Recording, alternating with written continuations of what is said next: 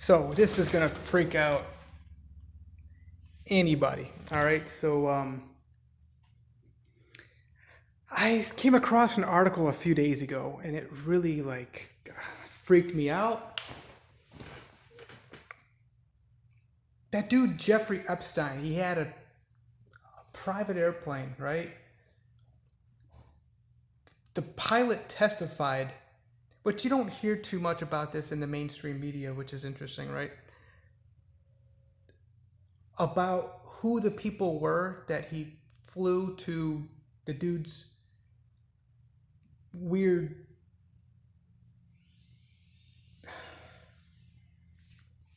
creepy island. I guess it's near the USVI.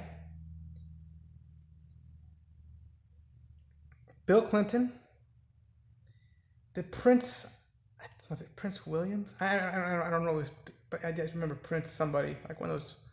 Anyway, and then Donald Trump were the three big names, I guess. And there were other people too. I didn't go through much of the article.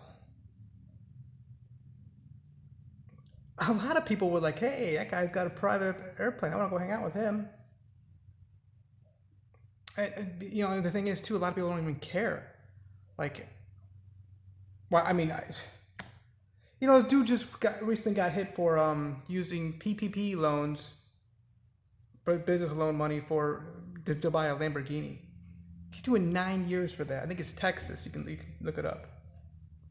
I'm just wondering who the dude was who sold him that Lamborghini. I do want a kind of source of funds, you know? Wait a minute. You're using stimulus money to buy a Lamborghini. That's just kind of. I don't. It's like maybe you can relate it to business if you're the salesman, but I mean, I guess if you're the prosecutor or detective, I still want to know like who this.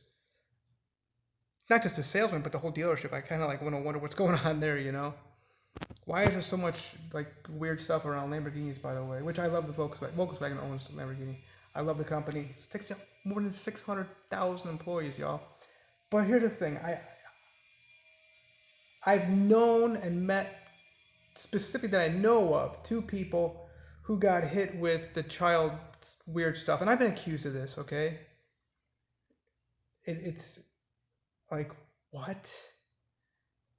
Only one person in my entire life, and of course it's like so. I mean, if you got an accusation against somebody for this kind of stuff, you've got to put a report and put it like everywhere, and you got to get detailed what you know about this kind of stuff. Which I understand the police are a bunch of jokes, sheriffs are just whatever. But Joshua O'Banion, and then of course Paul Andre. You can look him up, okay? Andree, I think. Well, basically, that's my first church. I wasn't like welcome back at. It's called Church on the Rise in Westlake, Ohio. Which, by the way, ever since that stuff came out about him, whatever he did with them kind of 14-year-old girl, church is just like, you know. But I couldn't figure out like why the hell would a church want to like not have me around? It wasn't so much the church; it was more just the main leaders. Like it was a doctrinal issue. Yeah, there's always something behind these people. You know why Josh? Okay, Josh O'Banion. You can go look it up. Obannion. He's not. I mean, around my age. A friend, you can see him on my YouTube. Us preaching together. Douglas Long introduced me to this guy in Parma. So you can put up Parma, search Parma, and then Joshua O'Banion. We never really clicked, I guess. I mean, we talked. And what's interesting about him is that I never was actually in his office. I stood at his door, okay, of his office. Because he was a youth pastor of the church. First United Pentecostal Church of Christ, I think, is what it was. But, I don't think you should want to brag about flying in or being in a vehicle, okay? Because I've never been in a vehicle alone with him. I thought about this guy, Joshua O'Banion. He's just a few years younger than me. He's a preacher. I went to many of the services, probably more than 5 to 10, probably more than that. Wednesday nights. Wednesday night ones, maybe 5 to 10. The reality is, there's a lot of stuff I can agree with that comes from Donald Trump. A lot of stuff I disagree with. I can find a lot of good in Bill Clinton. A lot of stuff I agree with Bill Clinton on. Duh. And I don't know about that Prince guys. I just I don't know anything about him. But I mean, when when that Epstein guy already has a record, okay,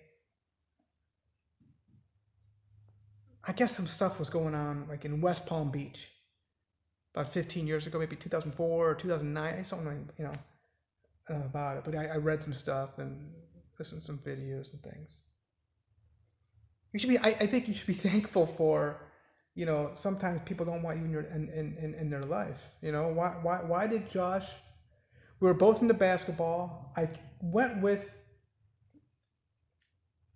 some other. Oh, I was supposed to be a chaperone with other back in 2006. I think it was October or something like that. Other and now here's the thing. I had. I'm pretty sure I had his phone number. It may have. We never really talked. It just kind of really freaks me out. But we were friends on Facebook, and I remember him like flirting with girls. And hey, I just thought it was kind of strange the youth pastor was flirting with girls, no matter what their ages were. But it's like we just and I never.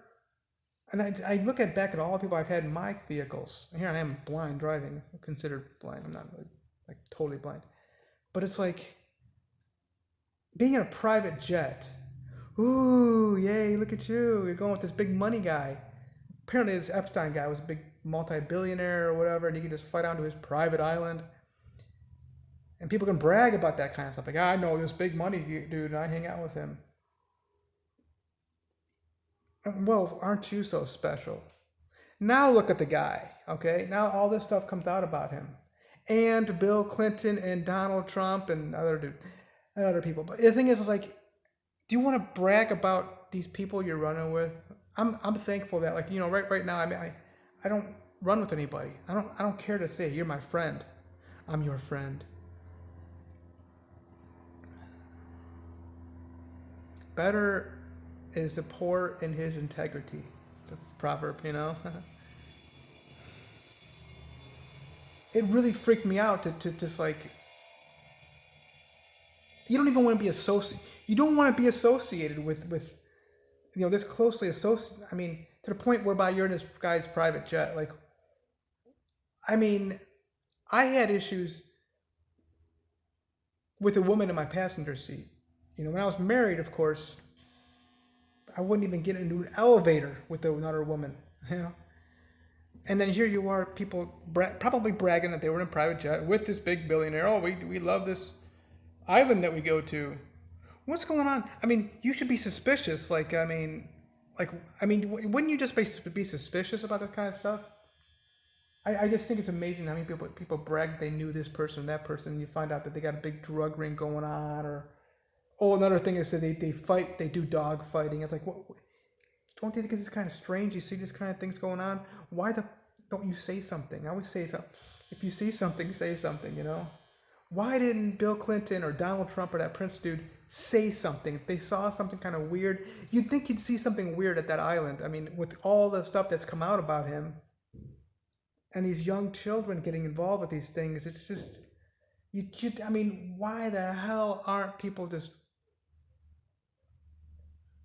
raising hell about this kind of stuff?